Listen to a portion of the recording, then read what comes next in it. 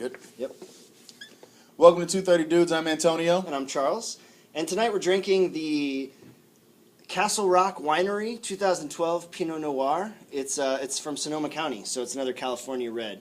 It's pretty light. Yeah. That's the best way I can describe it. It's not heavy at all. A little fruity, maybe? Maybe, but like it goes down smooth. It's Yeah. easy to drink. I feel like that's something that could really sneak up on you if you had a couple bottles. Yeah, you wouldn't realize how much you were drinking. How much you would drink, because it just, you don't get the taste of alcohol or wine. You're just kind of drinking, and it's probably a good one if you were buying a few bottles for a party or something. I think everybody would like this. Yes. Yeah. I don't know who wouldn't. It's good. Good stuff. All right. So that's the wine. And we've got a really great podcast for you tonight. Rasputin. I knew nothing about him. I mean, you probably heard the name. I heard of him, but I knew nothing about him. So I think most people have heard the name, but do you really know about Rasputin? It's pretty crazy. It is. You've got to check out this podcast. Really interesting guy, and one of the interesting things about him is that he was particularly hard to kill. So we figured, hey, we each come up with a guy in history who was hard to kill. That's right. So we've got one each for you, people that were particularly hard to kill. You want to go first or you want me? I can go first. Okay. I took Pablo Escobar. Pablo Escobar. Pablo Escobar, the most wanted man in America. In the world. In the world, yeah. At one point, he controlled 80% of the world's cocaine trade. Wow. Yeah. He was actually on the Forbes top 10 richest people in the world in 1989 for having $25 billion. That makes me wonder who the other 20% belonged to. It must have been like his homeboy that he was just like, yeah, you can have that. That's right. Because otherwise, why not just take it over? Like, it was like a cousin. Yeah, like, it's all right, man. Like, I see you. Yeah, it's okay. And one of the interesting things about him is that he was ruthless, and that's why he was so wanted. He, in fact, he would blow up an entire commercial airliner to get one person. And in fact, when he did that, the person wasn't even on the plane. Yeah. He once blew up 6 city blocks in Bolivia just to blow up one building. He was a little over the top. They said in the final year or two of his reign, he was letting off 2 to 3 car bombs a day.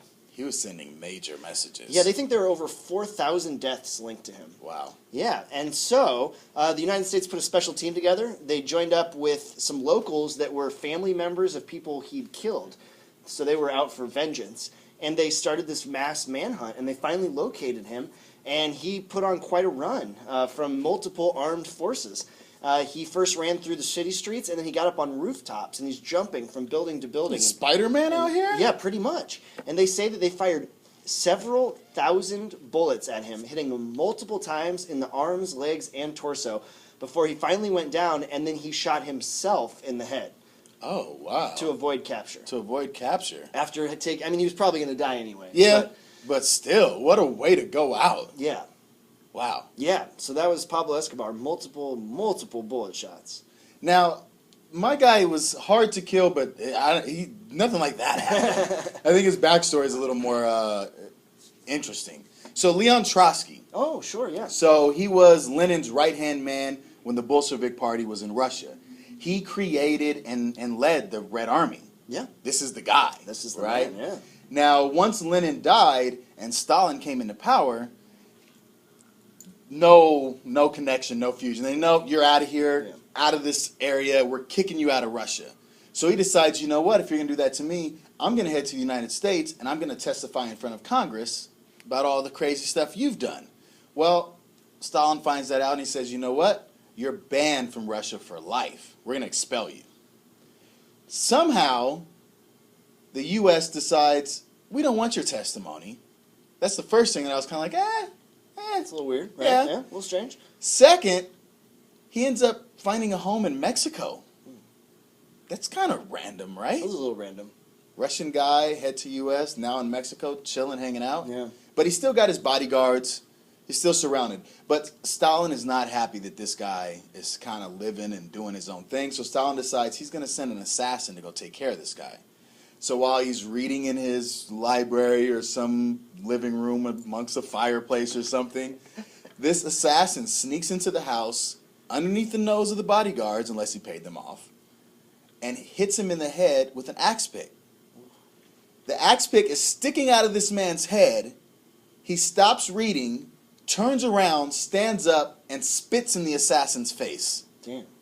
then proceeds to wrestle the assassin while he's got an axe pick or a pickaxe in his head until the bodyguards hear the scuffle, come in, separate the two. They take the assassin, who knows what happened to him, and he goes to the doctor, gets fixed up, but dies a few years later from complications because he was fucking Stabbed in the head with a pickaxe. A few years later, though. Yeah. So he survived that. I just thought it was so gangster that like he stood up, Yeah. like I just picture this like bam, stand up quietly and just spit in a dude's face. Like you can't kill me, That is pretty gangster. right? That's a good one. Right? I like that. So that's all in honor of our podcast tonight on Rasputin. What a guy. What a guy. Seriously. This is a really interesting podcast. I think we both really enjoyed doing it.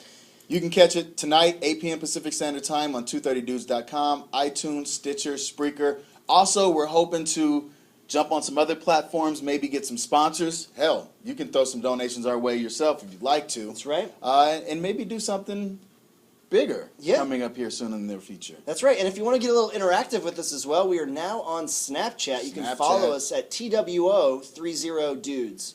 Yeah. Charles is the proficient one in Snapchat. I'm trying. I'm still working on it. I mean, we got the account at the same time. It's not like I have years of experience, but I'm giving it the old college try. He's giving it the college try. All right, we good? Yeah, we're good. Thanks for watching. Yeah.